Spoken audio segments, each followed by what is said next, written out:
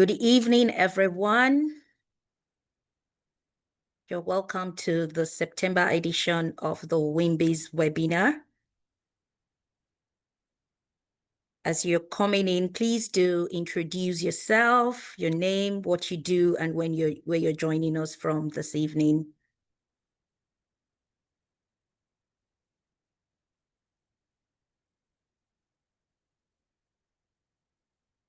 We're in for an insightful session this evening.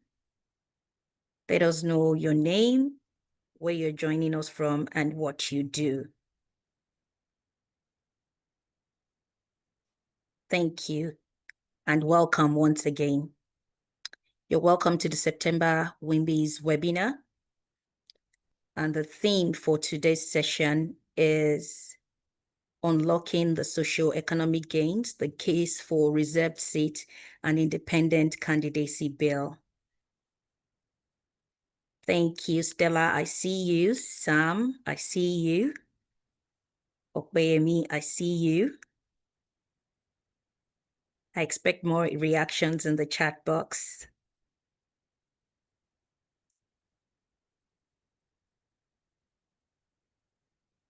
Hi, Patience from London. Okpeyemi from Lagos. I see Sam from Abuja. You're welcome. My name is Omowunmi Akingbohungbe, and I'm the Executive Director for WIMBIZ. WIMBIZ's full name is Women in Management, Business and Public Service. And WIMBIZ is a non-for-profit organization that has been in existence for the past 24 years. And our mission is to inspire and empower women to attain leadership positions. As you can see there, our impact across the globe has reached over 340,000 people across the globe. Like I mentioned earlier, today's theme, unlocking socio-economic gains, the case for the reserved seat and independent candidacy bill, is meant to sensitize us and give us insight about this bill, the status, and how does it affect you and I, the regular business people, career people, and even public servants, and how it impacts us generally. But before I go into that, into further deep dive on this, I would first of all like to say thank you to our sponsor and partner for today's webinar, which is ElectHER. ElectHER is an international-based non-for-profit organization.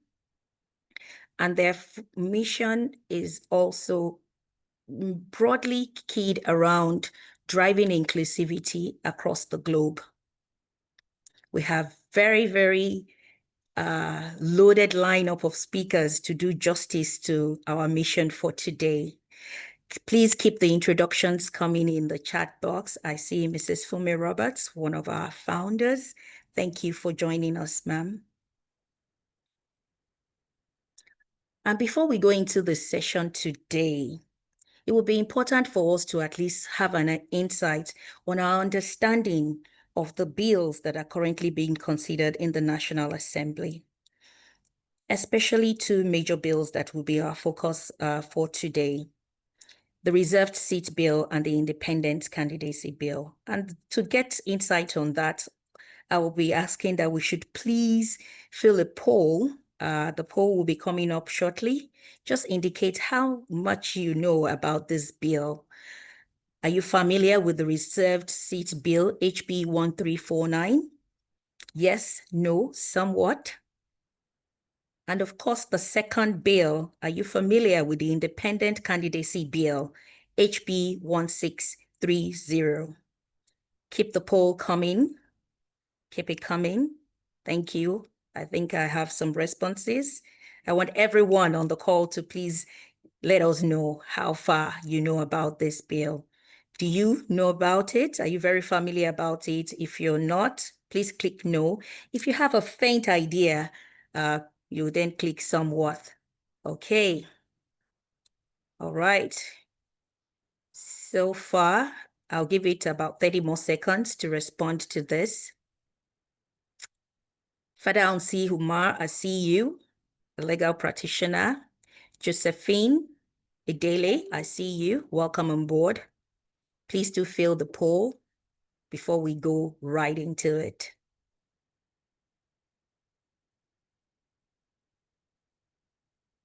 Okay.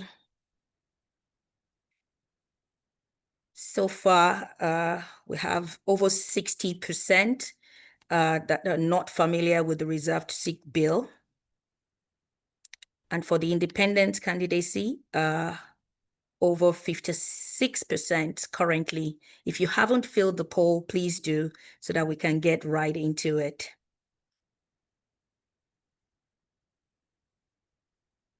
While we're doing that, and before I introduce our amazing speakers for today, it is important that I just give you some insights and some statistics. Currently, Nigeria ranks 184 out of 187 countries globally on women representation in parliament, which means women hold only about 4% of the seats in the National Assembly, compared to a global average of 26.5%. Now, this is not just about fairness, it's about the real consequences that this gap have for inclusivity on our policies, quality of governance, and the socio-economic growth of our nation. On the other hand, over 80 democracies worldwide recognize independent candidacy, giving credible citizens outside party systems the opportunity to lead. In Nigeria, that door is still shut, very closed. The Reserved Seat Bill and the Independent Candidacy Bill seeks to change this reality. And tonight, we will hear directly from the lead sponsors of these bills, who will share how these reforms will impact us as individuals, as business owners, as entrepreneurs, and as citizens generally, and professionals across different areas. Keep the introductions coming. I see them in the chat box. Ladies and gentlemen, because I know this gathering is a community of different people from different backgrounds and even gender, permit me to introduce our first speaker for tonight. And I want to please ask that you may give him a warm welcome as I read out some key things and notable achievements that he's been able to have. Please give him a warm welcome in the chat box as I go on. Our first speaker today is Right Honorable Benjamin Kalu. He's the Deputy Speaker of the 10th House of Representatives of the Federal Republic of Nigeria.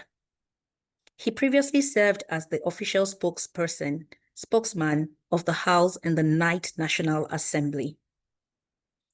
Right Honorable Benjamin Kalu, PhD, is an active lawmaker and a firm believer of inclusivity. Please celebrate him because he is our he for she. He has proposed and supported over 100 bills, including the bill to establish the Southeast Development Commission, SEDC, which was signed into law by President Bola Ahmed Tinubu in July 2024. I am pleased to inform you that Right Honorable Benjamin Kalu is the lead sponsor for the Reserved Seats Bill. This bill is designed to guarantee inclusive representation, especially for women in the National Assembly. We're glad today to have the opportunity to hear from him as the lead sponsor of this bill, and he will be giving us insights on how this bill affects you and I, the purpose, and the progress that has been made so far on the bill. Ladies and gentlemen, please help me welcome Right Honorable Benjamin Kalu. Thank you. Right Honorable, over to you, sir. Thank you very much, Omowunmi. And ladies and gentlemen, I'm glad to be here. Thanks for inviting me. I'm greeting you from Geneva, Switzerland, where I came for WTO engagement. I belong to the steering committee of the IPU that oversees the work of WTO. But because of the seriousness of this subject matter and how I appreciate the effort of all the advocates, I decided to pause my meetings to give you at least 15 minutes of my time before heading out to join another meeting. I hope you bear with me. For me, today's conversation is imperative and of immense importance for the future of our great country, Nigeria, and for the strengthening of our resilient democracy. It is the imperative of inclusive representation. The key piece of legislation at the heart of our conversation is the Special Reserve Seat Bill, which is popularly known as the HB, that is House Bill 1349. And I'm incredibly privileged to have sponsored this bill alongside other members of the parliament. When nearly half of our population is systematically excluded from the highest level of decision making, we are underutilizing our nation's greatest asset, its human capital. So this bill, which, like I mentioned, sponsored with a group of, members of the House, about 12 of us who are dedicated to this and its sponsorship, for me, offers a direct and pragmatic solution to this long-standing challenge. The challenge of having the voice of the women in the room on issues that affects them. It seeks to alter the Constitution of the Federal Republic of Nigeria to create additional seats for women both in the national and state houses of assembly. So specifically, it proposes the following. 1, to have an additional seat in the Senate for each of the 36 states of the Federation, including the FCT. That is creating about 37 new seats for women. And then second, we have another additional seat, the House of Representatives. As all of you know, we practice bicameral legislation, which is 2 houses, the Senate and the House of Representatives. So we don't want to increase it in the Senate and leave it as it is in the House and vice versa. So as we're increasing it in the Senate, we also intend to do the same thing in the House of Representatives, which is 36 states, 1 per state, and 1 for the FCT, making it also 37.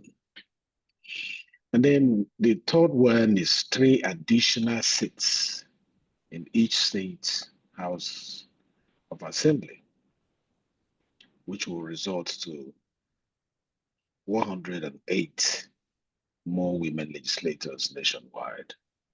You'll be amazed to observe, like what the moderator pointed out, less than 4%, when the global average is about 20-something percent. It ought not to be so. And we cannot just leave it as it is and pretend as if it doesn't exist. You cannot be 180th or 184 and be relaxed. Something needed to be done. And we can't do this by protesting on the street or carrying placards or blocking offices or shouting from the rooftop. We have to be done strategically. And the purpose of legislation is to use it as a tool to block gaps that exist in the society. So we thought it wise that using a House bill to address this would be a fundamental step towards resolving this ugly situation that we have found ourselves.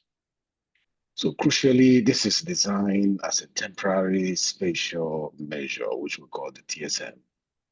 It is a targeted intervention to fast-track representation with a built-in review clause after 4 election cycles. We call it the sunset clause. Sunset clause means that it winds down at a time. It's not everlasting. We just want to use it to show up the number of women if we meet the target. We either shut it down, amend it, we can reduce the number, or extend it further. We have proposed 4 tenure, that's 4 election cycles, making it 16 years. So it is also not a permanent alteration, but a necessary and strategic tool to level a playing field that has for too long been tilted by historical and systemic barriers in our country. As champions of democracy in Africa, we should do better. When I attend interparliamentary union engagement globally, it's very embarrassing when the name of Nigeria appears on the screen and we're not doing so well. So this bill is tailored to Nigeria's specific electoral context. First past the post system has proven difficult for women to navigate, often prioritizing entrenched political networks over merits and fair competition. So while quotas can be effective in proportional representation systems, the creation of women-only constituencies is a proven and appropriate measure for our electoral model. These seats will be contested through direct elections, ensuring that the women who occupy them are accountable to their constituents and gain valuable electoral experience. It is also important to stress that this bill does not prevent women from contesting for the existing regular seats. It expands the field of opportunity. It does not limit it. So now I am acutely aware of the concerns regarding the cost of governance, especially in these challenging economic times. This is what most people have raised. Is it not expanding the cost of governance? We have conducted a rigorous analysis. The findings are clear. The estimated monetary cost of these additional seats will amount to less than 1% increase in the national budget of the Federal Republic of Nigeria and less than 5% increase in the National Assembly's budget. Quite insignificant, but fundamental for the advancement of our democracy. A sacrifice of 1% of our budget for the advancement of our democracy should not be seen as a big sacrifice compared to the value this will bring if the women are on the table when issues that come naturally to them are discussed. Welfare, healthcare, girls' child education, humanitarian related disabilities, and all the rest, which does not come to men naturally. Let us be clear. The cost of excluding women is far greater than the cost of including them. When women are absent from our legislative chambers, issues vital to national development, such as the ones I just mentioned now, healthcare, education, social welfare, are often neglected, perpetuating cycles of poverty. Research consistently shows a direct correlation between increased female representation and enhanced socio-economic development. Other advanced climes have benefited from these, and Why should we not embrace it? So this is not about sentiment. It is about smart economics. It's about effective governance. Inclusive governance leads to more innovation. Inclusive governance leads to better problem-solving mechanisms. Inclusive governance leads to more resilient societies. So this piece of legislation is essential for our national growth. That's a fact. The path to passing these constitutional amendments is not easy. The advocacy have not been simple.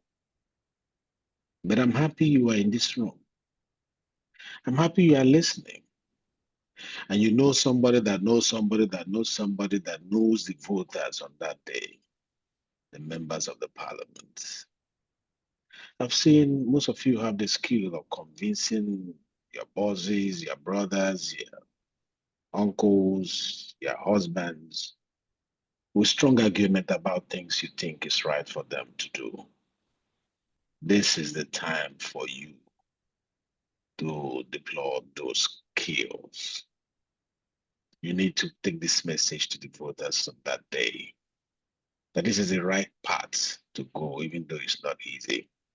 It's not easy because of our religious exposure and long history of, patriarchal mindsets and all the rest of them. But the world has moved on.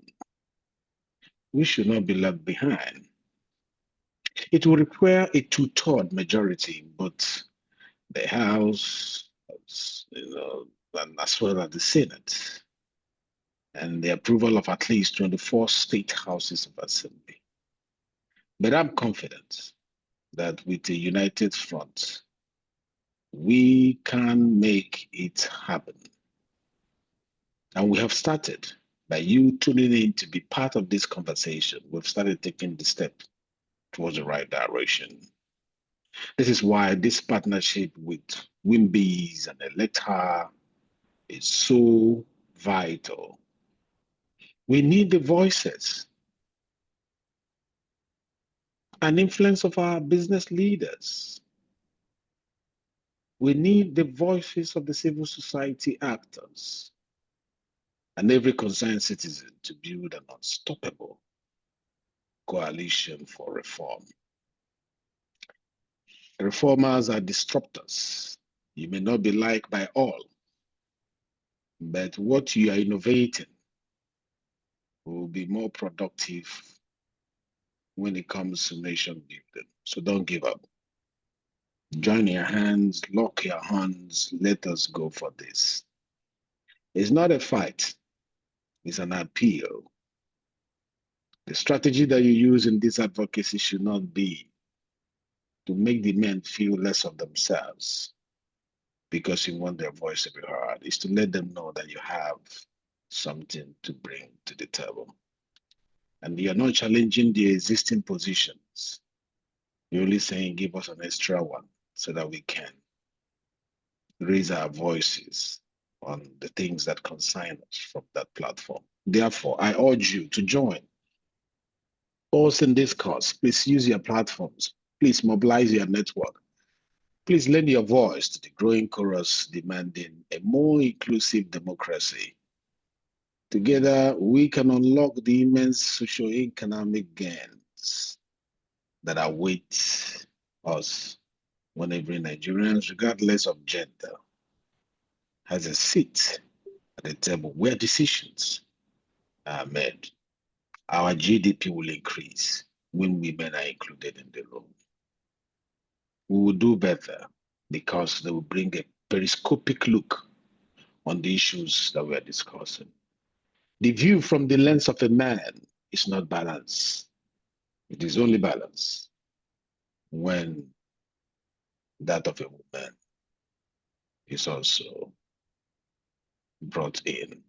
So let's balance our perspective. Let's bring our women to the table. Thank you very much for listening. And I'll be with you here briefly on that duty, national duty course. If you don't see me, I hope to see you at the national public hearing that is taking place on Monday. I'm hopping into the aircraft to be back tomorrow evening to join you on Monday for the national public hearing. Thank you very much for inviting me, and God bless you. As the Federal Thank you Republic of so Nigeria. much. Thank you so much, Right Honorable Benjamin Kalu. As you can see in the chat box, I see reactions, applaud. I mean, this is indeed a very laudable cause, and we do celebrate you, your office, the entire team on the energy, resources that has been dissipated towards making this a reality, and it will be a reality. But like you rightly said, it's a call to action for everyone here on this call, especially as business leaders and entrepreneurs, civil society across the nation. Like Right Honorable mentioned, this is not about fairness, it's not a fight, it's an appeal, because we know that when we have inclusive governance, we have both genders being able to bring the different perspectives into the decision making, especially where our policies are being instilled, we will definitely have better problem solving approach, and better decisions will be made. I'll just quickly like to capture some of the key points that I was able to get from this session. And I want to encourage everyone, if you do have a question, please do drop it in the chat box. In a nutshell, the reserved seat is proposing the creation of additional seats exclusively for women in both the National Assembly and the State House Assembly. If I'm correct, Honorable, please do give me thumbs up as I'm giving the narration. Thank you so much. And this is specifically calling for 37 new Senate seats, one for each state and the Federal Capital Territory, which is the FCT, and of course, also calling for 37 additional House of Representatives seats. Now, despite these additional seats, the existing seats are still open for women to contest in. So this is definitely not disrupting any existing structure, but more like creating an avenue to give room for women to come on board. And you will agree with me. I mean, especially for the community that we have here, I think we have passed that level of convincing each other on the importance of having a balanced, at least diverse decision-making process when this is being done. And like Right Honorable mentioned, things like welfare, social welfare, healthcare, education, and all things that would generally flow to the male gender compared to the female gender. And these are key things that would definitely affect positively or negatively the economy of a nation, depending on how you look at it. Thank you so much, Right Honorable Benjamin Kalu. This has been very insightful. Even for me, prior to now, I didn't know that the existing seats will still be open to women. So I've been updated in my knowledge in that regard. I'll just quickly look at the chat room if I have any questions. I have comments, brilliant, empowering, inspiring motivation. But women must move away from the marginalization mindset. I agree. Women too need to come to the party. And of course, I know a lot of people too will be encouraged when this is appealed. They know that they stand a good chance to be able to contest. Another question from Chineku says, Sir, how do we participate in the national hearing? I think I'll leave the floor for you briefly to just give a little bit of insight in that. I think it's very important. Thank you very much. You just captured it very well. Synopsis of what we just discussed, and I thank you for listening attentively. How you can participate is by showing up on the 22nd at Hilton, for those of you who are in Abuja, and those who can make it to Abuja. It will be good for you to be counted when the Constitution, the highest law of the land is amended, that your voice was heard. And you could be given opportunity to make a presentation, or you document your presentation. You'll be given opportunity to present it. Whatever you present will be looked into by the consultant before the final version goes to the parliament for voting. So all you have to do is an open invitation event. It's come one, come all, because we want to ensure that the core element of democracy, which is public engagement, that we uphold it through the process of these budget amendments, so that when we say in our preamble of the Constitution, we, the people of Nigeria, having that, it will actually be we, the people, not a few people in the room churning out a document. That is why we have gone from geopolitical zones, public hearings, the various regions, to the national public hearing, which is the last one to call for your voice. So you cannot claim you were not invited or you were not part of it. And we say equity aids the vigilant, not the indolent. So if we have invited you, show up. Let us know your concern. Don't say you are too late. We will listen to you. So we'll see you on Monday. It will start in the morning around 10 o'clock, and it will last until how long you want it to last. Because it's your event. Thank you very much. We would also work towards spreading this information across to everyone in the network so that you know where, when this is happening, so that you can be a part of this and let your voice be heard. Okay, I'll just take one more question, Sarah, if you will indulge me. Yeah. So I'll just summarize. The person wants to know that how do we ensure that women will be heard when they do get the seats without being marginalized in the House? Because having the numbers is great, but this number must translate to impact.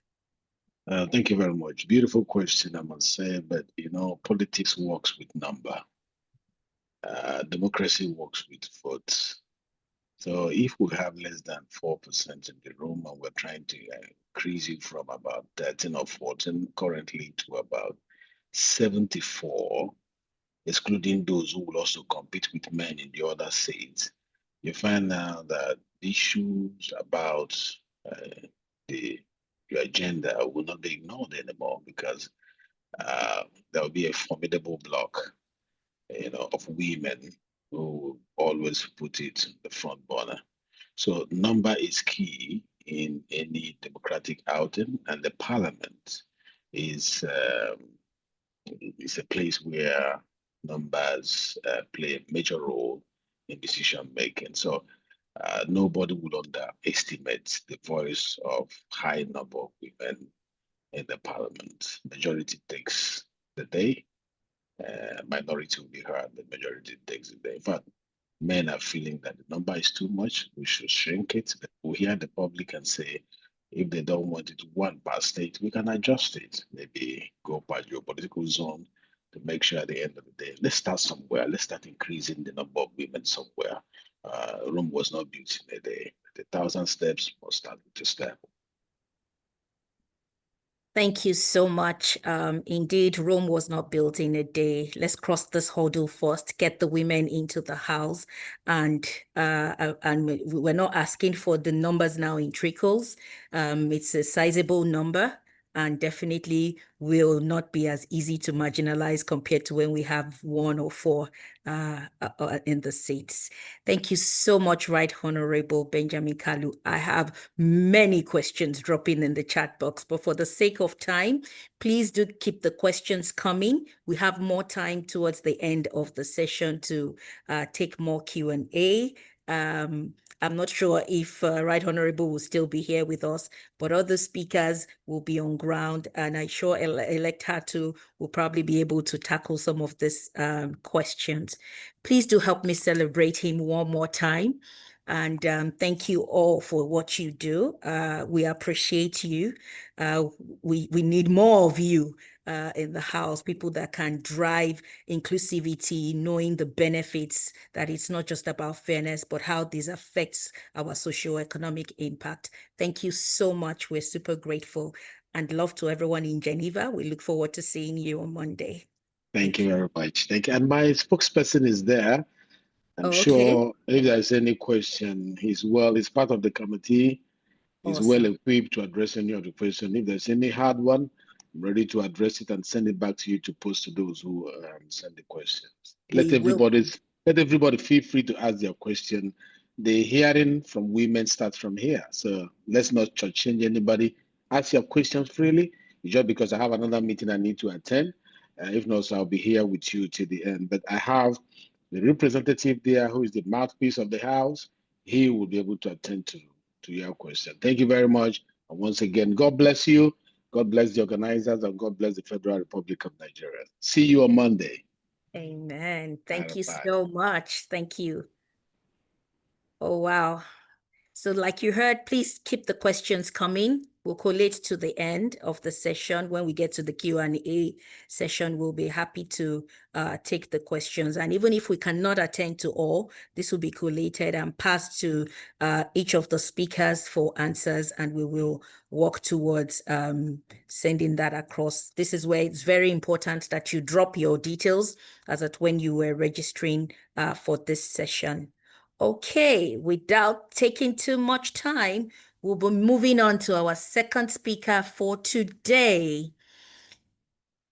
I am pleased to let you know that our next speaker is Honorable Akitude Rotimi Jr. And he's the spokesperson of the House of Representatives and the lead sponsor for the Independent Candidacy Bill. I would like to give you a little bit of insight more about Honorable Rotimi. But please do make him feel welcome as I read out his, I can't read his entire profile, but I'll just take some key notable things that I'll be able to capture. So Rep. Akitude Rotimi Jr. is a distinguished Nigerian parliamentarian, strategic communications expert, public policy professional, and development strategy. He currently represents Ekiti North 1 Federal Constituency in the House of Representatives and serves as the chairman of the House Special Committee on Media and Public Affairs spokesperson of the 10th National Assembly. He has played key roles in promoting transparency, accountability within the House, and he is committed to ensuring legislative process is accessible and meaningful to Nigerians, reinforcing public trust in parliamentary affairs. His legislative philosophy is to build a kinder society where no one is left behind. And you can definitely see that in this bill that he is the lead sponsor, which is the Independent Candidacy Bill. Now, this is the bill that is sort of going to ensure that godfatherism is addressed, if I dare say that, because we know that even when we have quite a number of qualified candidates to contest for certain seats in the public office, they're very limited by party politics and being able to even be identified as from the primary election. Without taking too much of your time, help me welcome Honorable Akin Rotimi Jr. as he gives us insight on the Independent Candidacy Bill. Over to you, Honorable. Thank you so much for joining us this evening. Thank you. Thank you very much, and good evening, everybody. I hope you're hearing me well. Can you confirm for me, please? Yes, we can hear you, sir. Okay, awesome. Okay, so good evening, everyone. It's my predecessor in office as the spokesperson, was the spokesperson of the House of Representatives in the 9th Assembly and now Deputy Speaker. It's such a tough act to follow after a very brilliant presentation, but I'll try my best. Unlike him in Geneva, I'm somewhere in between two villages. I have 40 communities in my constituency across 24 electoral wards. And I have been up and about today at various engagements, especially with people with disabilities. And I just had to find one in between one village to just come sit down, and thank God there's network to be able to take this session because of how important that I counted.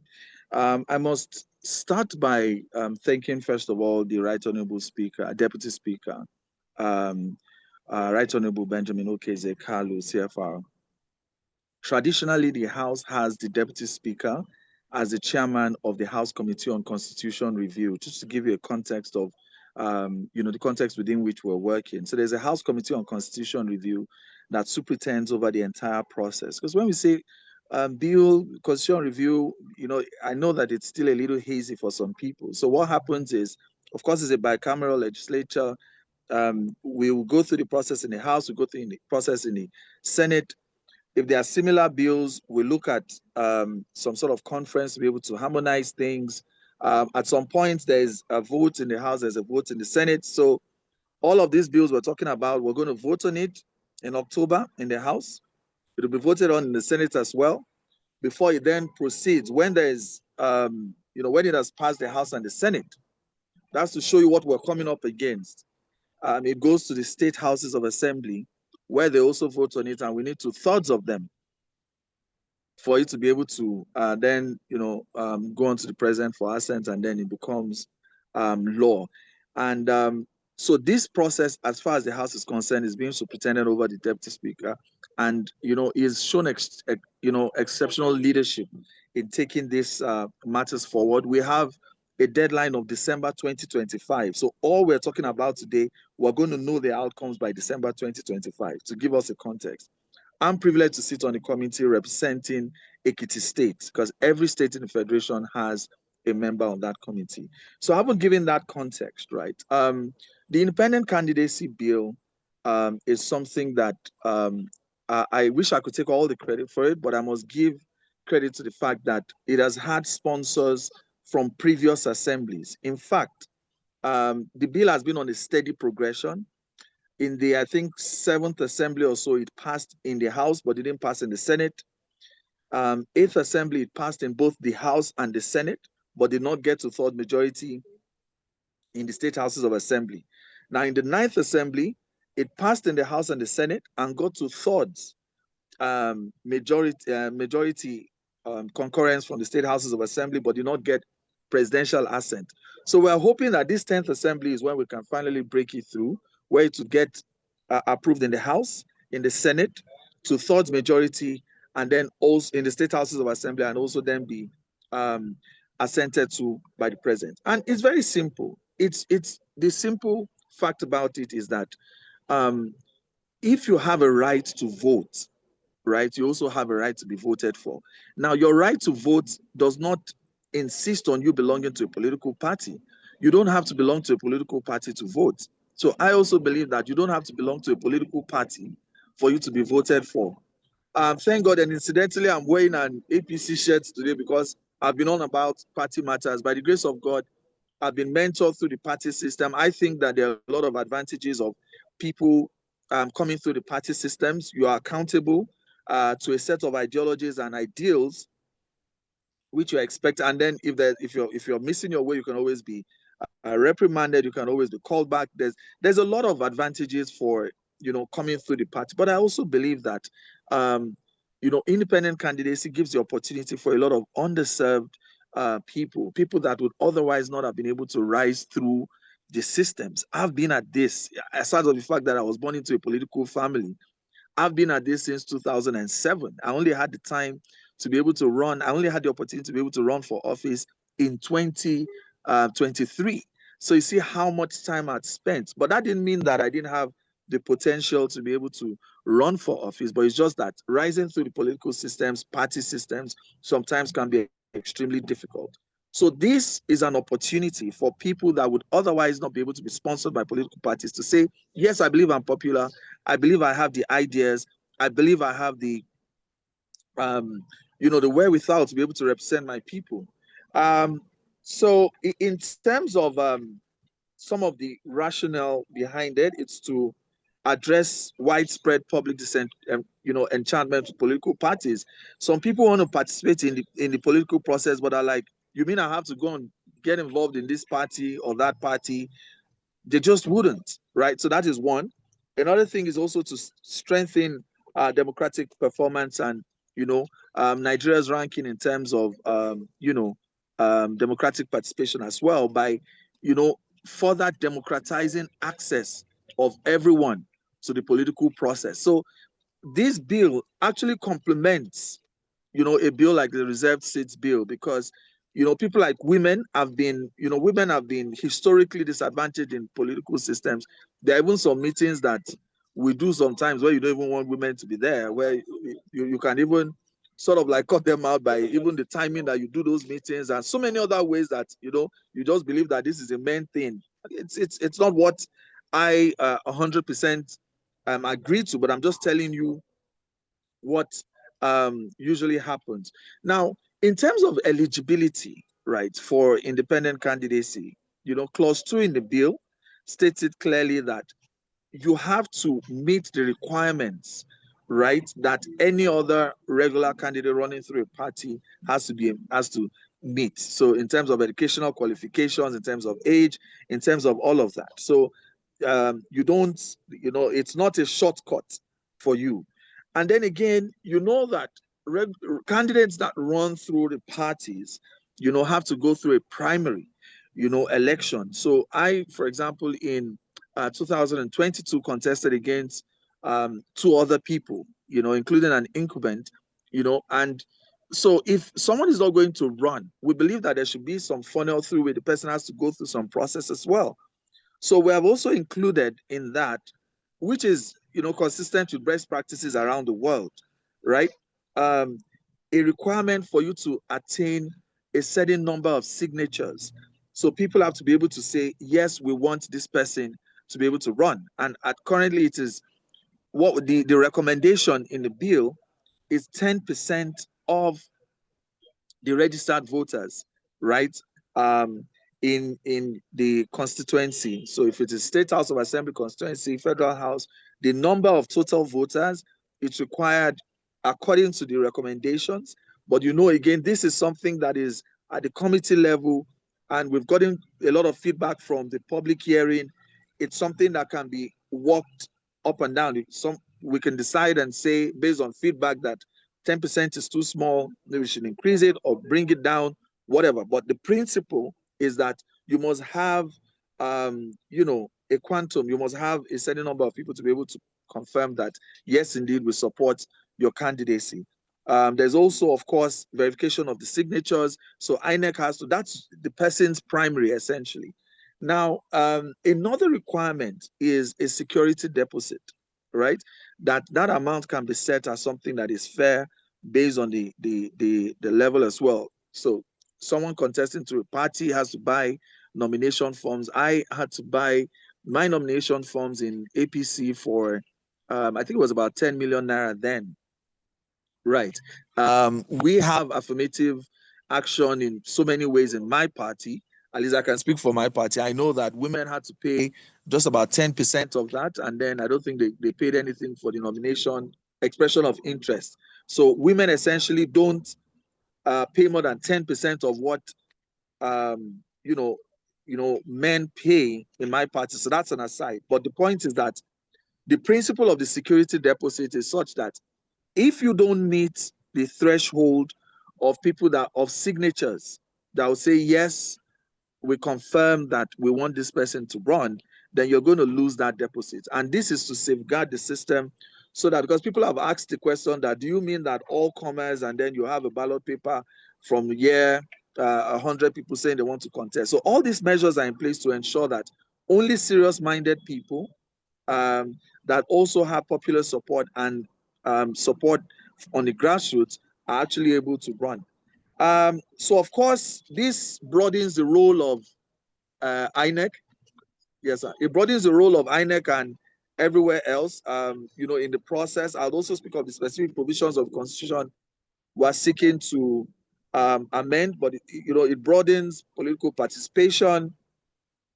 It increases. So it's sometimes people feel that elections can sometimes be a buffet of it's just like maybe an Indian that doesn't eat beef or doesn't eat meat or whatever, and it's called to a buffet and everything is of meat, and then the person can't eat, because sometimes you look at people from all the candidates that political parties have presented, and you say that, look, none of them actually resonate with me. So this is an opportunity to broaden participation, political inclusivity, reducing monopoly of certain people in politics. Like someone said, godfatherism has worked for me because I'm here today because of the foundations that people like Otubani Adebayo, Dr. Kayode Fayemi, Mr. Abiodun Yebanji, you know, that succession of political leaders, including you know, the Senate leader, Senator Michael Okoyemi Bamidele. We have a structure that has produced someone like myself. So I have been a beneficiary of positive godfatherism as far as handholding is concerned, as far as mentorship is concerned. However, we've seen very negative expressions of that, which of course need to be curtailed, and independent candidacy can be able to address that. It empowers grassroots movements and local leadership. It reduces issues around party-driven conflicts and internal politics.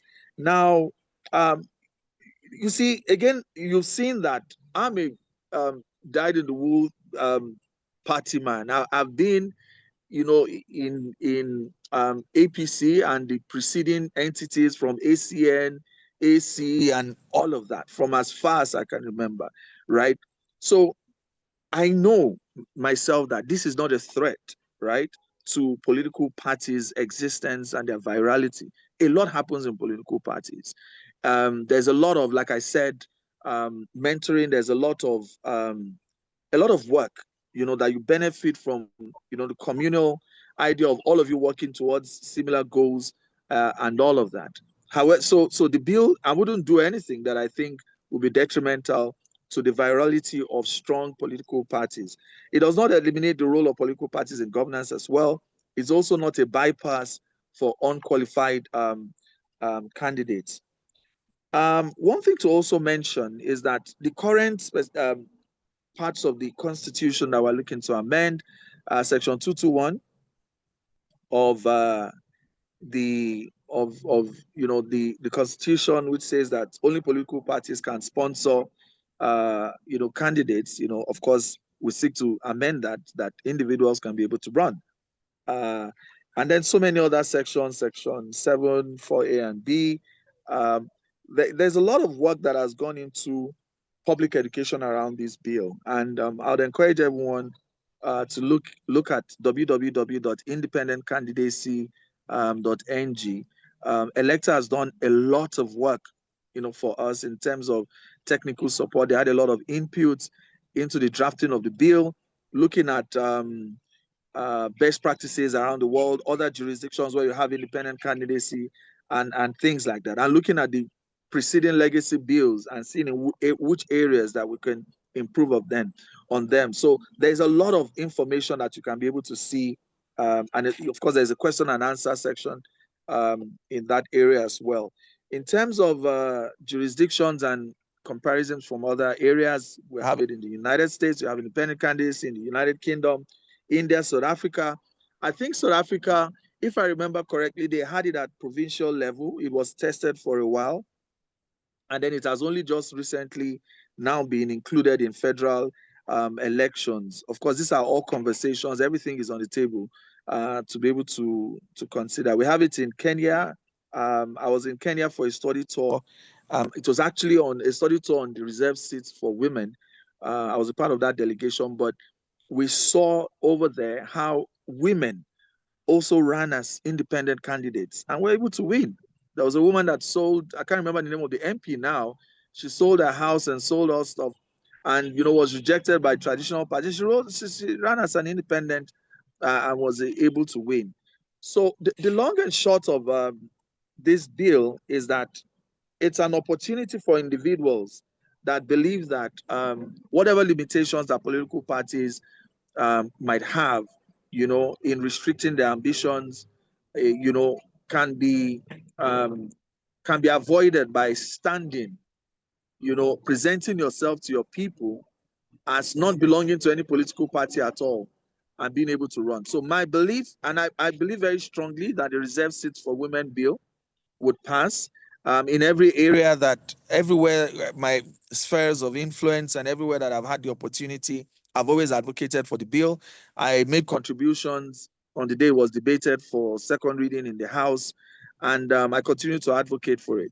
And I can almost be sure that the entire National Assembly, Ekiti National Assembly caucus, I believe that we're all going to vote for that. So our vote is taken for granted. I believe very much so, because I know my brothers in the House, and I know that with the Senate leader in the Senate and the other distinguished senators, I believe that Ekiti is going to vote in favor of that. But I also see the Independent Candidacy Bill as complementary to that. I think that it will go a long way, because I'm speaking specifically to a community led by women and advancing women's concerns and issues. I believe this is complementary. I believe that women have a right in the communities. You might not know what's going on in political parties. Our structures might have been built to exclude you. But if you believe that you have the capacity, I believe you need a platform to be able to run outside of political parties. So I'm happy to take questions, but like I said, many might still be very unclear about the entire process and how it, how it's going to take place. But long and short of all these conversations we're all having now, right, is that there are a number of bills, about 130 or so, different bills. Independent candidacy is one of it. Reserve seats for women is one of it. State police, or decentralization of policing structures to allow subnationals to participate. Issues around local government autonomy. Issues around citizenship. So in the constitution now, a man can a Nigerian man can give his wife, that's a foreigner, Nigerian citizenship, but a Nigerian woman that marries a foreigner cannot give her husband. There's a lot of issues that really need to be addressed. These are all proposals, right, before the House of Representatives now, which has passed second reading. That means we debated it in the House. It has passed to the next level of public hearings. We've held public hearings across Nigeria, right? And it's culminating in the national public hearing on Monday, September 22nd at Transcorp Hilton by 10 o'clock. Right Honorable Deputy Speaker has, spoken about that. We encourage everyone to come so that your voice can be heard. Now, after all of that, right, the consultants will go back and at a committee level, we look at all the considerations and everything, and then it now comes back to the House for us to vote. So the point I'm making to you is that if you are one of those that likes throwing stones at political office holders and likes, looking for finding faults and without getting involved in the process, this is not the time to do that. This is the time for you to go and research who is your representative. So I represent Ekiti North 1 Federal Constituency, which comprises Ikole and Oye local governments. I have 40 communities and I have 24 electoral wards. I am one of 360 people. I have only one vote, right? Now, you need to look at who is your representative and go and look for that person, because for it to move to the next stage, right, your representative has to vote in favor of it. So if you don't have a two-thirds majority on when it's going to be voted on, then it's not going to pass. And it has to be voted when if it passes in the House, it also has to go to the Senate. So if it passes in one chamber and doesn't pass in the other, then it's dead.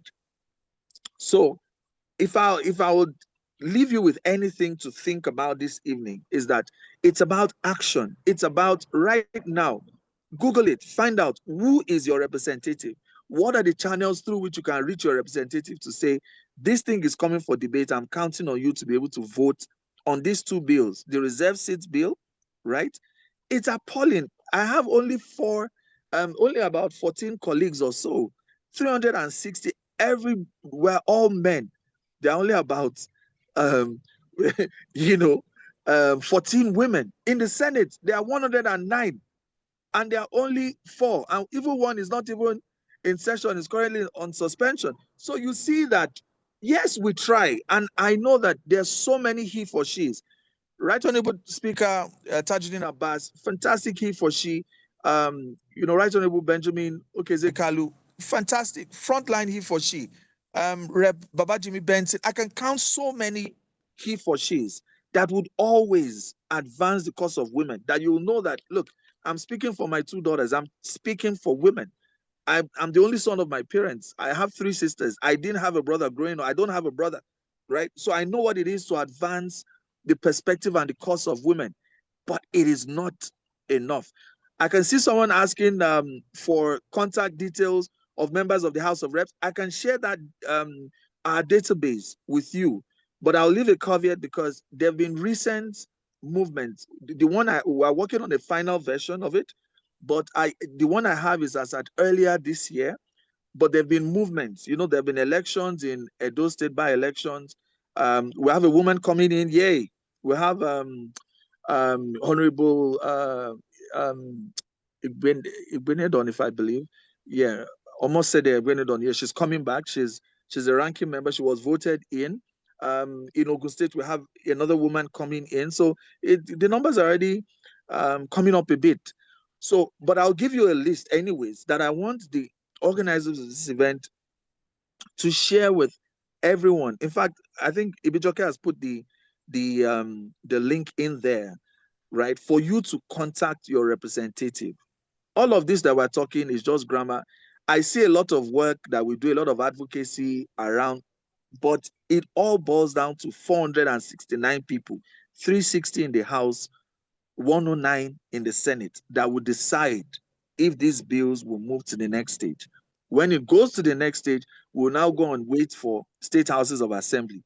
I can tell you with Governor Biodo Ebanji and Our Excellency Professor Olayemi Ebanji, I know that Ekiti State and Right Honorable Adeoye Aribasoye's led Ekiti State House of Assembly. I know Ekiti will be for granted that we'll vote for that by the grace of God. So you guys, your work is cut out. This essentially is a summary. I hope it's provided some perspective.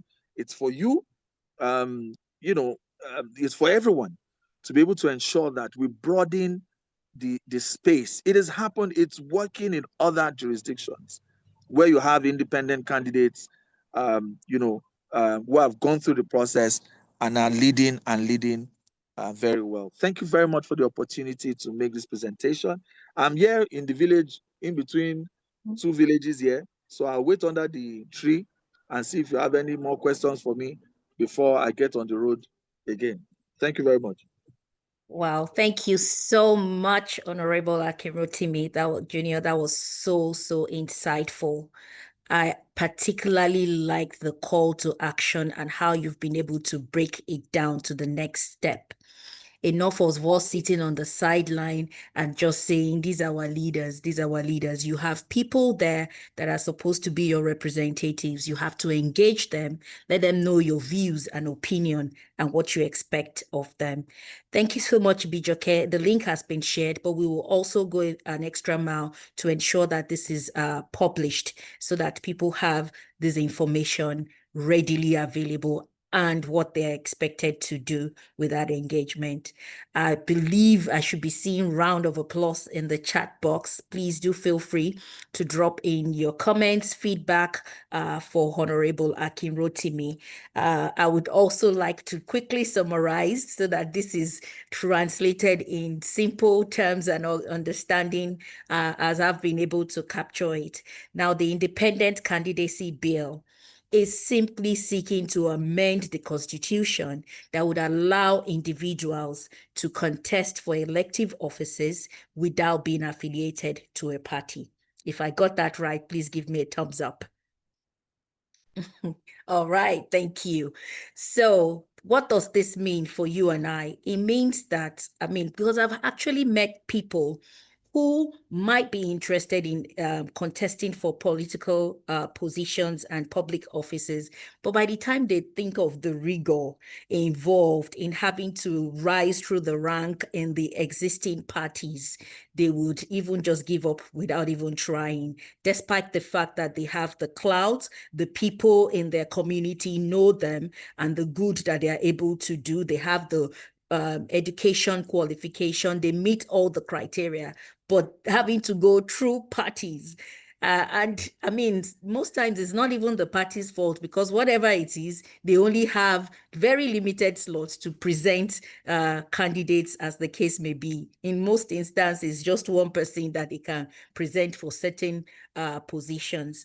But with this bill being passed, and like you said, the recommendation currently is that at least 10% of the registered voters of the area, depending on where you're contesting for, can at least sign up in support of you running for this office, then you'll be good to go. This is still a recommendation. So while you are engaging further, if you feel that this should be increased or decreased, this is the opportunity for you to also share your views. You did mention some of the section. I was able to capture section 221. I mean, it's out there. We can all read more on the areas that is being pushed to be amended. So it's action time. That's what it is, really, action time. We need to engage our representatives and let them know, because they all have one vote each. And Honorable Akin on his own can definitely not have this passed. And one very key thing too you mentioned is that this has been attempted, and because not enough votes. But this time around, we want to have enough votes.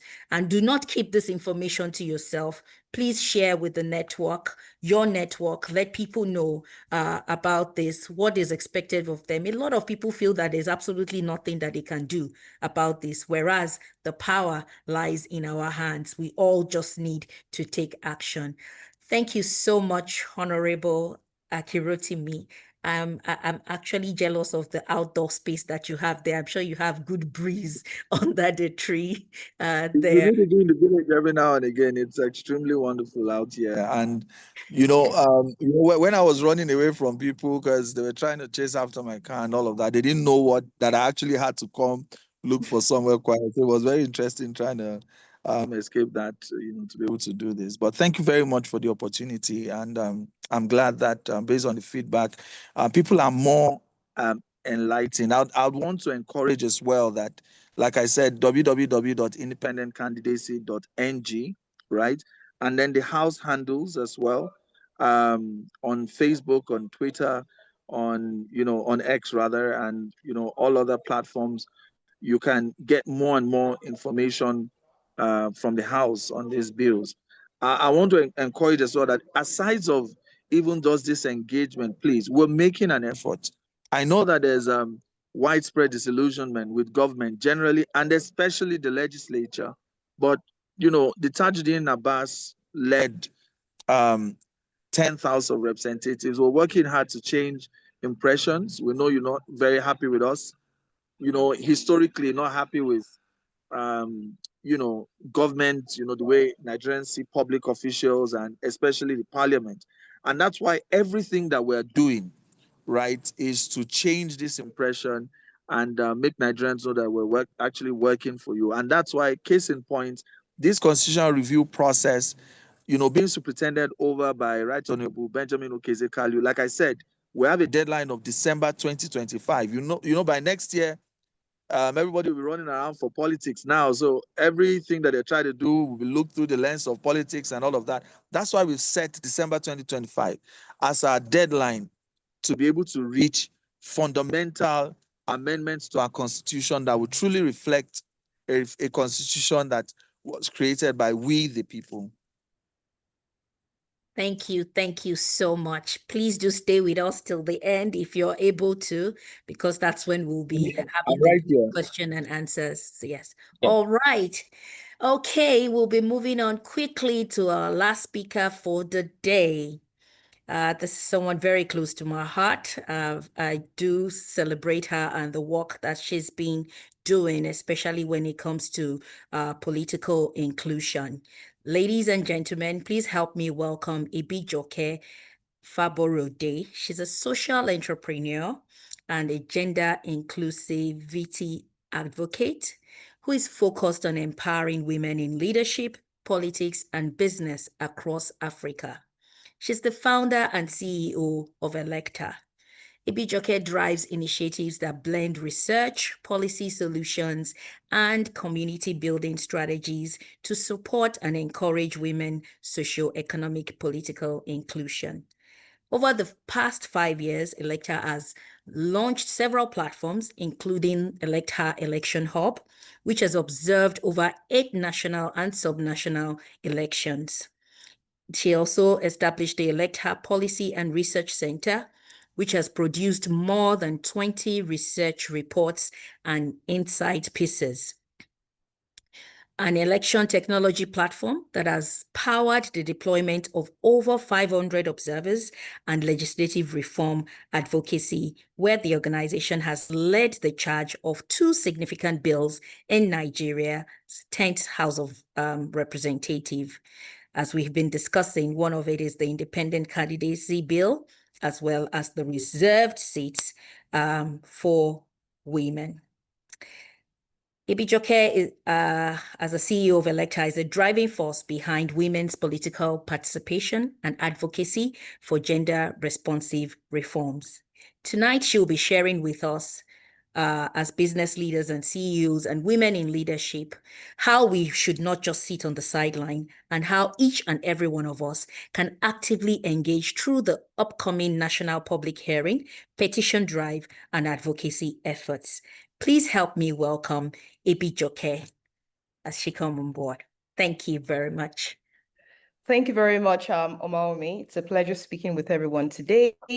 I must apologize, and I hope that I'm not going to be kicked out. I'm currently in Anambra State.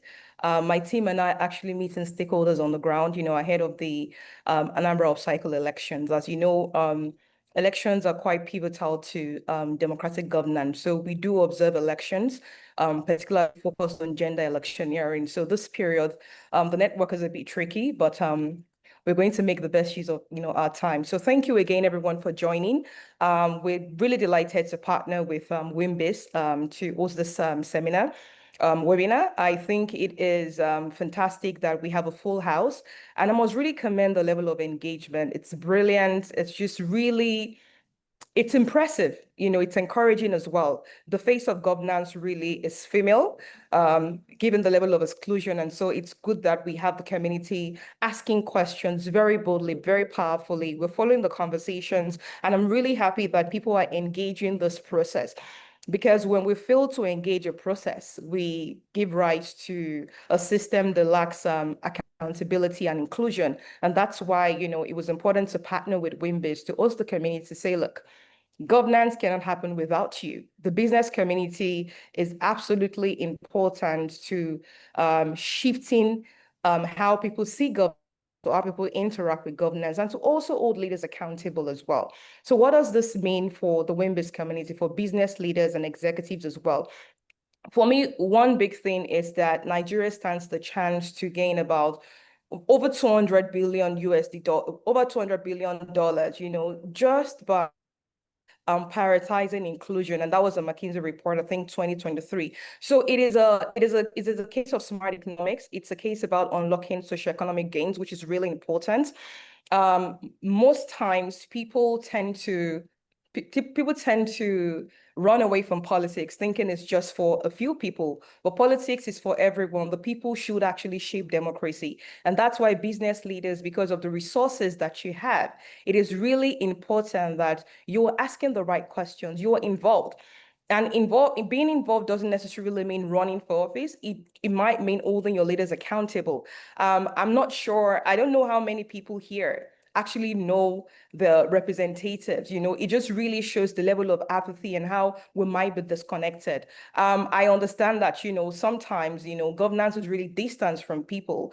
And we're happy that bills that seek to prioritize local government autonomy are also being prioritized in this constitutional amendment process so that governance is closer to the people. But more importantly today, as ElectHER, we are super excited to champion those 2 bills. The Reserved Seat Bill is really close to our heart. It's a bill for women, and it's a bill often misinterpreted because people feel like it's tokenistic, but not at all. It's really a temporary special measure to address systemic exclusion. And over 90 countries have instituted one form of legislative quota or another. And so it is not new. It's actually a very powerful instrument that needs to be put in place. There's very little you can achieve in results or impact if at the point of policy design, women are not brought to the table or are not involved in politics or policy making. And that's why this is really important. It is not just for now, it's for the future. And so we must ask ourselves, what kind of country or society do we want to leave for our children and the future generation? For me, I want to leave a society where my children believe and see and feel and experience that the policies that define their lived experiences, are designed by people who understand whatever lived experiences, they actually they actually have existing as well. And that is why it's really important. In terms of the proven contribution, of when women lead, of course, different results, different reports will tell you that when women lead, that they deliver better socioeconomic gains, better socio-economic infrastructure, improved healthcare, improved education.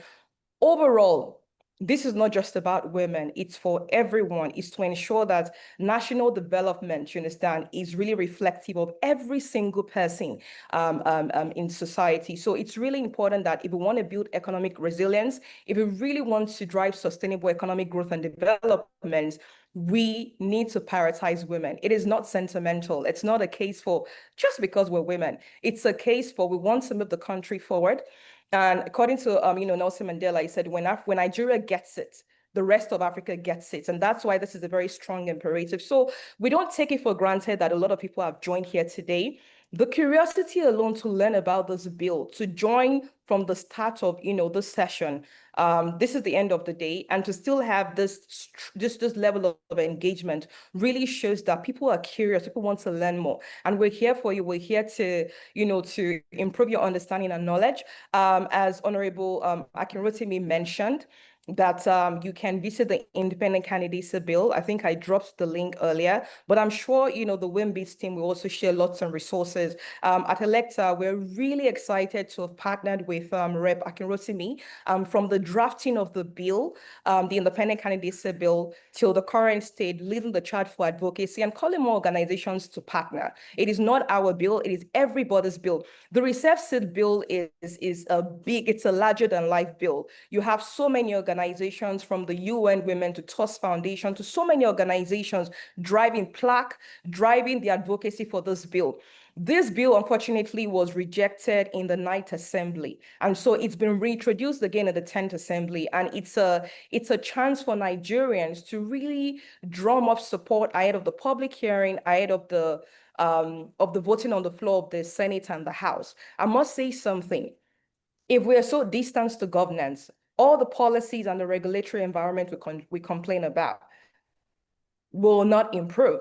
Because when it comes to legislation, when it comes to certain policies that should progress, the nation forward, it is a game of numbers, as the Deputy Speaker mentioned, that politics is a game of numbers. Democracy, is really about voting. So we need to understand how this affects us both as individuals, but also as a collective as well. And that is why, this is pivotal. I wanted to mention something. So when Honorable Akingbohungbe noted that in the current constitution of the Federal Republic of Nigeria, that of course men are allowed to pass on their sons to their wives. However, women cannot do this. I'd have you know that as of today, courts in South Africa have ruled that South African men can actually take the names of their wives. So it just shows you why it's important to have equity in governance structures. Now, so that the southern part of Africa is known for increased representation of women, and that really shows in the kind of progressive policies that they push. Of course, they are not perfect, and you still have cases of exclusion, but in a way, they have strong feminist movements, feminist policies that really consider the lived experiences of women and girls for the overall benefits of society, and that is why this is important.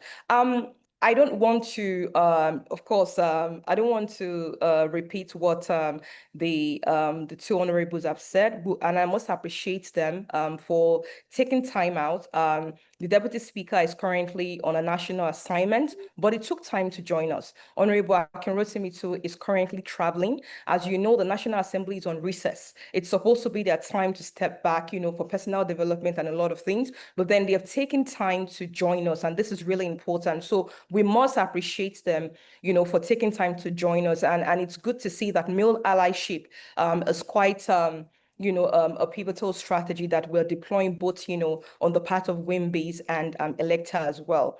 Now, how can you support this bill? It's very simple. We have 2 petitions at the moment, and my team, I think, have dropped some of the links in the chat box. But I know that the WIMBIZ team will also be supporting this as well. So please sign the petitions. Let's make sure that we can hold our leaders accountable. Let's make sure that come October or whenever the voting, whenever voting is going to take place on the floor of the National Assembly, that our legislators and our representatives vote for these bills, the Reception Bill HB 1349 and the Independent Candidacy Bill 1630. We've also come up with a website for the Independent Candidacy Bill in partnership with Honorable Akingbohungbe's office. You can please visit this website as well. You can learn about the Independent Candidacy Bill. It has all the resources. It has the link to contact your representatives. It has materials and insight that helps you understand the trajectory of this bill globally, Pan-African wise, nationally as well. For the Reception Bill, we also have links to brochures as well, or explainer materials that helps you understand what these bills are, what these bills are not. So please engage. Remember, society cannot develop on its own, and that's why we need you. We need the business community. We need every individual to get behind these bills. The National Assembly will be hosting a public hearing on the 22nd, next week, Monday, at the Transcorp Hilton Hotel. If you're in Abuja, please make your way there. Make sure your voice is heard. If you want to present, please position yourself to present as well. Submit a memo if you can. It's important that we read through these bills. If we have recommendations from revisions, I can see that a lot of people, have shared recommendations or have questions or are curious about certain provisions. At this stage of the bill, you can still amend you can amend the provisions of the bill. What then happens is after the public hearing, the committee then makes its recommendation, and it's based on the recommendations that you have the version that is sent to the National Assembly for voting. So let's make sure that we are part of this process. When we exclude ourselves for the process, we allow the culture of impunity. So as much as possible, let's get behind these bills to make sure that, we support these bills. Please let's remember that nation building is okay, I can see something here. Nation building is a responsibility of everyone. I can see some comments are being dropped here, but I will leave the WIMBIZ team to, of course, moderate the Q&A session, because I'm sure that a lot of people have questions to ask as well. So on this note, Omowunmi, I'm going to hand it over back to you. We're happy to take questions. Maybe during when we have the Q&A sessions, because I'm sure that Honorable Akin is still on the line and he can provide more insights to the Independent Candidacy Bill. We also have someone, I think the spokesperson from the Office of the Deputy Speaker, that can provide more insight. And I'm happy to both as well to share more insight about both bills and any other questions that, of course, the attendees or participants might have. So over to you. Thank you so much. Thank you so much, Ibijoke. Please do help me celebrate her with emojis and responses in the chat box. Again, it's all about the call to action, like she had said. We cannot just, not taking part of this is encouraging impunity, like she mentioned. Like you rightly observed, there's some comments and questions in the chat box. But I think before we go right into that, we will be bringing up the poll once again so that we have an idea of where we are in terms of our familiarity with the two bills that has been put up. So we'll have the polls up for a while I'm taking some of the questions. Please do let us know now. Do you have improved knowledge of the reserved seats bill? Do you have improved knowledge of the Independent Candidacy Bill? And then I think there's still one more question. How likely are you to personally support or advocate for the passage of the Reserved Seats Bill after today's session? And then the final one is, how likely are you to personally support or advocate for the passage of the Independent Candidacy Bill? The poll will be up while I quickly go to the chat box and get some of the comments. So I have a question here from Fabia, who wants to know that are the two bills going to be presented at the same time?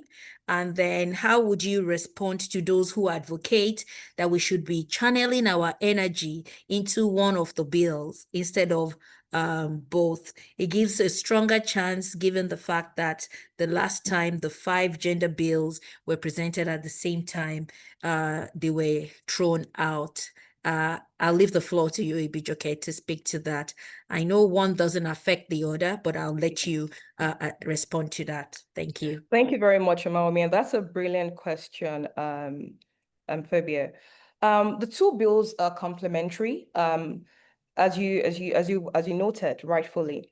In the night assembly, 5 bills were lumped together as one bill, and so unfortunately, some of the bills could have passed. But what we gathered from some of the legislators was that because they were lumped together, one, not being in support of one bill automatically just affected the other ones. However, you have to understand that this is different. All the bills are pushed independently, as you can. Honorable Akingbohungbe is pushing for the Independent Candidacy Bill as the lead sponsor.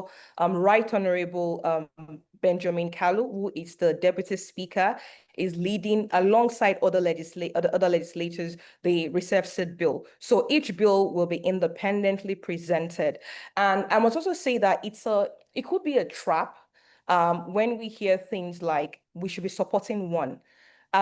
There's so many ways to improve society. There's so many ways to improve things. Things can't just be one-dimensional. We need to consider all aspects. Remember that the Reserved Seat Bill is around exclusive seats for women. The Independent Candidacy Bill is not just about women. The Independent Candidacy Bill is looking at all of Nigeria and saying we need independent candidacy bill, independent candidates in Nigeria. However, with strict measures that would ensure that this provision is not abused by individuals, so that we have only the individuals of merit essentially accessing this bill. What it also means is that it's not exclusive to just women. So men can also take advantage of the Independent Candidacy Bill. Persons living with disability can, the youth can as well. You and I can as well. So far, we can meet the provisions, and the requirements of the Independent Candidacy Bill. So just to summarize, no, they are not lumped together. But today we're having the conversation because, of course, we're Two Women's Network. We're speaking directly to our constituencies, saying these are bills that can support or advance the inclusion of women, in the legislature. So you can support both bills. You can support any of the bills depending on which highly resonates with you. I hope that provides some clarity around it. Thank you. Thank you. Okay, I see Fabia responding to that digitally. I think that clarifies. One doesn't affect the other. They're running independently. Okay, I have another question, and this is probably going to Honorable Akingbohungbe. It says, can the financial muscle needed for independent candidacy ever match that of existing parties? Does an independent candidate actually carry more weight in this part of the country? See, I'll tell you something. If you tell me that there's an individual somewhere that controls, quote and unquote, 100 people, 500 people, 1,000 people, I will go and look for that person in whatever hamlet, wherever the person is. I'll go and look for the person because the people have the power. And there's some things that money cannot do. Do you understand? So, yes, campaigns are very expensive, and sometimes we can be very naive about it, and not take into full account what it takes to run an election. However, people power is what is most important. I've told you, I've worked with several candidates across several elections at the presidential level, gubernatorial level. I've run my own election as well. So I know what it is when I tell you that there is no politician that will not be very afraid of someone, even the person doesn't have money, but the person has a following. So, that's to say that, yes, there is a place of money, but there is a greater place for people that have genuine followership. And there are things that are simply important to people. If you have run election once and you didn't do what it is that people were happy with, and they see somebody else that they believe can do it and probably has a track record, even if you have all the money, you'd see those sentiments work against you. Yeah, so that'll be my short answer. But I want to add to what Ibijoke said earlier about the voting on those bills.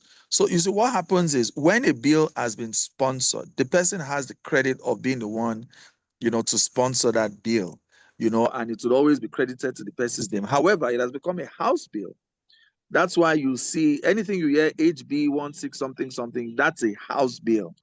When you hear SB, whatever number, that's a Senate bill. So it has become a House property.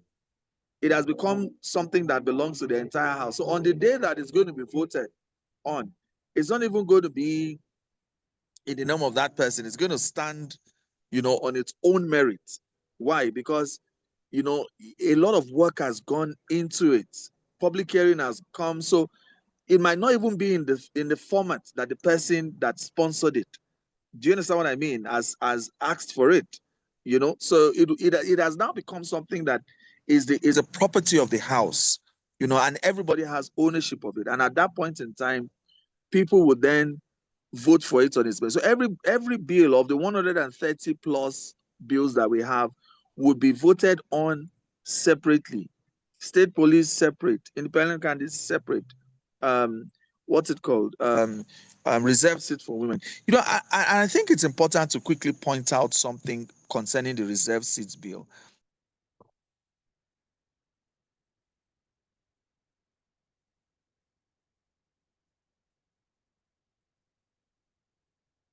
All right.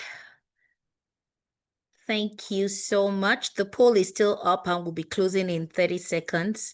I think we still have quite a number of people that have not responded, but so far, from the votes, over 81% have more improved knowledge on the reserved seats, about 86% for independent candidacy, and 78% very likely to support the reserved seat bill, while we have 77% very likely to support the candidacy bill. In the chat box, you would see the link to sign the petition for each of the bill. Please do visit, fill, and I think it also gives you room to make a comment when you go to the website. Remember, we have said from this session that it is important that we do have take action as this impacts us all. Okay, I have one hand up, and this will most likely be the last question for tonight. Mrs. Ifenywa Nwakwesi, please go ahead with your question. Thank you very much, Umi, and I'd like to please appreciate Ibijoke of ElectHER for all the work she's doing, and of course, WIMBIZ. I'm quite happy about the progress of these bills. They're very, very important bills that can help women to show up more in our politics and leadership. But I'd like to say that the external exclusion is one thing. What about the internal exclusion women do to themselves because of our mindset of marginalization, because we're so focused on our husband's wahala. What I'm trying to say is that we have to also prepare women to acquire capacity and competence for leadership, so that when they get there, they will add value. They'll be assets. We don't want women showing up who are going to be devoid of character and are doing all kinds of things. So I think it's important that women also put a strategic roadmap and funding. Politics in Nigeria is expensive, whichever way you want to look at it. Even whether as an independent candidate or otherwise, we need funds to be able to encourage women and even our youths to show up and win elections so that our country can be a better society. Thank you very much, Ibijoke and Wunmi, for this. Thank you. Thank you very, very much. I mean, I think that's more of a contribution than a question. I don't know if Honorable Akinrotimi wants to make a comment over that, or Ibijoke. You're muted, sir. Okay. Okay. Yeah. So yeah, I think that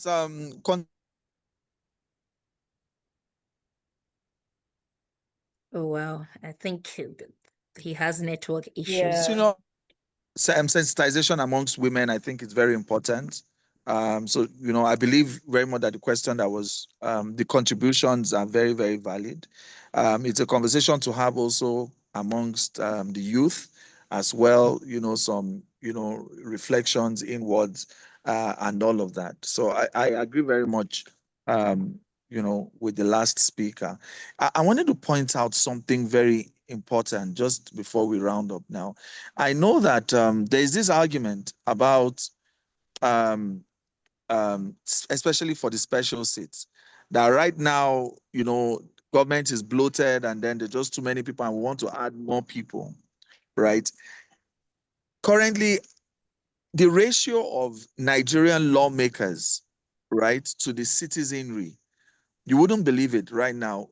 Federal lawmakers will have 469, 360 House of Reps, 109 in the Senate. It brings it to one lawmaker per 488,000 citizens. Now, you'd agree with me that that's not a good ratio at all. So if you have something that will deepen access, you know, by creating more seats, it's not too much. I know the cost of governance is, you know, something that people talk about a whole lot, but I'll tell you, the percentage that the legislature, right, even takes up in terms of cost of governance is not even up to 0.5% of the entire budget of the country. You know, we deserve more people. I represent a constituency that has a population of 500,000 people. Now, you can do your research to see what it's like in other jurisdictions. In France, you have one federal lawmaker to 71,000 people.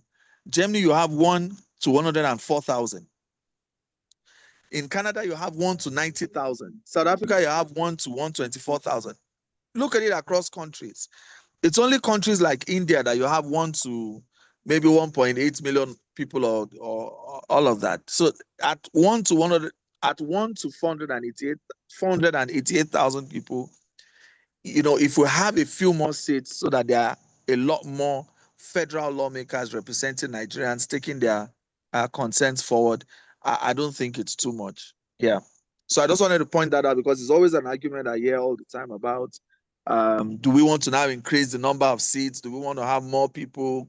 And cost of governance. It's not too much to be able to address the historical underrepresentation of certain people. Yes. Thank you so much, Honorable Akinrotimi, for that feedback. Ibijoke, over to you. I see your hand up. I'm sure you have a comment too on that. Yes, just a very brief one in the interest of time. Thank you very much for that, Honorable Akinrotimi. So just speaking to you know, what the good doctor said. Totally agree with you. And we need more political accelerators for women to groom women to, an ecosystem essentially. It's a bit of an informal structure at the moment, the same way we have, in the business environment where you have accelerators, venture studios and all that. We need models. We need models that can help women, go through the reins of politics. We need women, we need processes that can build them as well. And so this is important to formalize that. We don't have that at the moment.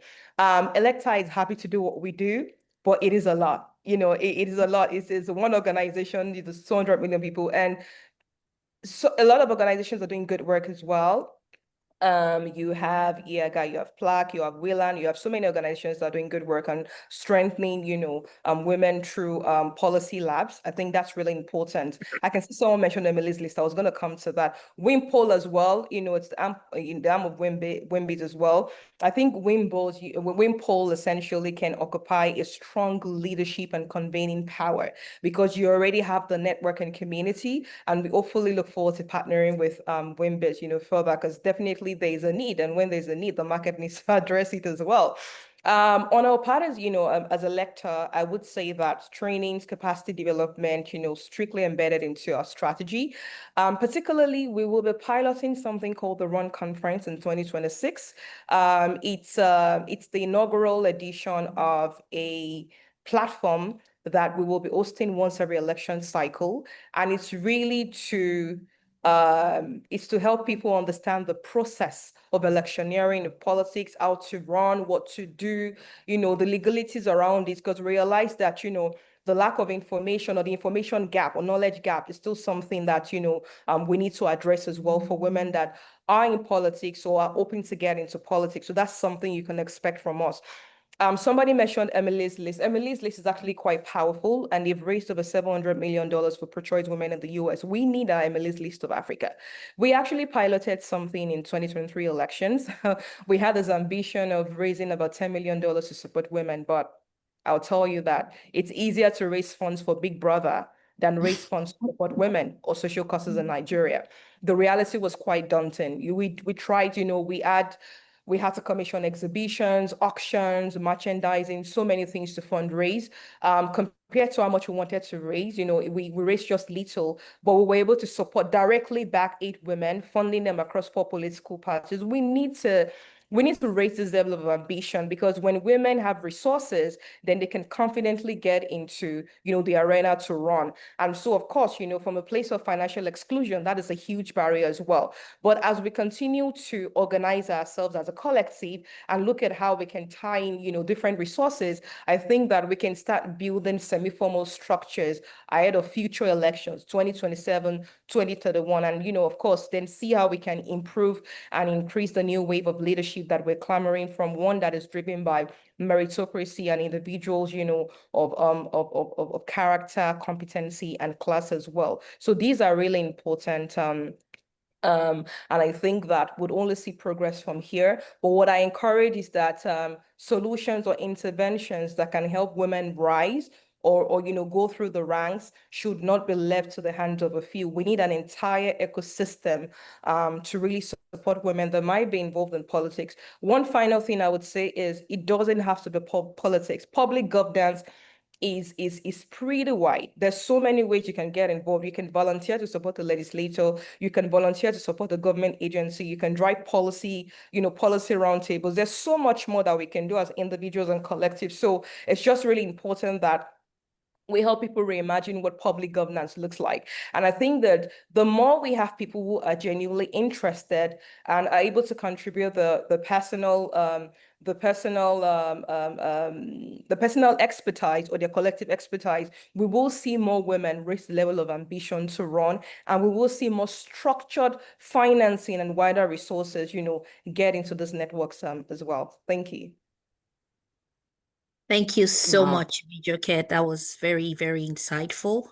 Like you rightly mentioned, there are quite a lot of organizations doing various things towards the same agenda to address this in one way or the other. But what I would like to add to that, and thank you, I know someone in the chat box also mentioned WIMPO and WIMBORD. I would just want to drive us back to why we are here today, which is that we want to be able to create awareness about these 2 bills and collectively work towards ensuring that our representatives are engaged, we are involved. And I think it was Ibijoke that mentioned earlier that in getting involved is not about you even running for a political office. It's about holding your representatives accountable. And having an insight about these bills is expected to help us to take a position on whether we're supporting this bill or not, whether we're going to move ahead and engage our representatives, and even sensitize our network on the importance of these bills. Most times, even the women will not step out because they feel they don't stand a chance.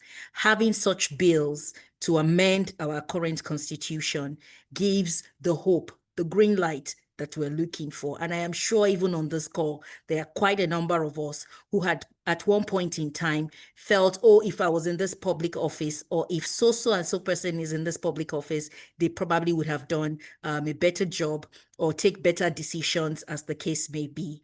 So here is an opportunity for us to intervene. Here's an opportunity for us to be able to let our voice be heard, our opinion be heard.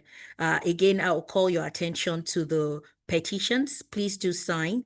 The contact details of your representative do engage. And if you're in Abuja or even know people that are in Abuja on Monday, please do be present at the public hearing.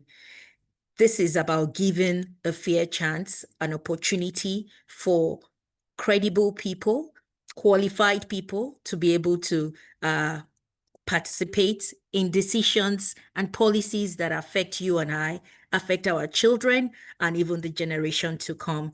I want to say a big thank you to our amazing speakers, the lead sponsors of the bill, and of course, ElectHER, for making this possible and partnering with WIMBIZ to create this awareness and this insightful session.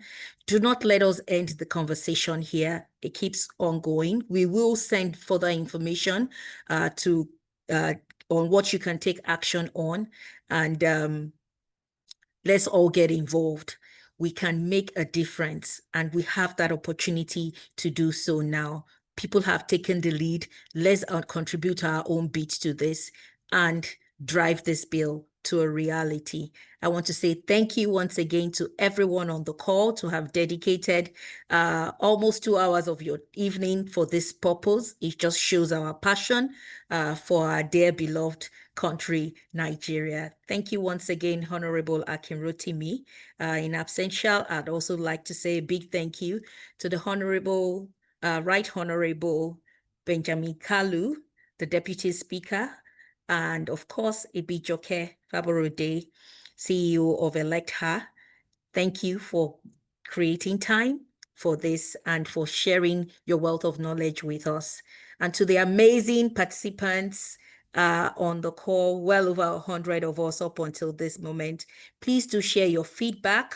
The link are in the chat box. We'll leave it there for a few minutes. Your feedback is very important. This is how we know what we do well and how we can improve on things. Yes, your feedback matters to us. Please do share your feedback generously. The link is in the chat box. And for all of you on the call, if you're not a WIMBIZ associate, this is your call to join WIMBIZ. We're a volunteer-based organization and a diverse community of women in business, management, and public service. So if you're passionate about nation building, about making a difference, you should definitely join WIMBIZ as an associate. The link to join is also being shared in the WhatsApp, in the chat group. We also have our Big Sister program coming up.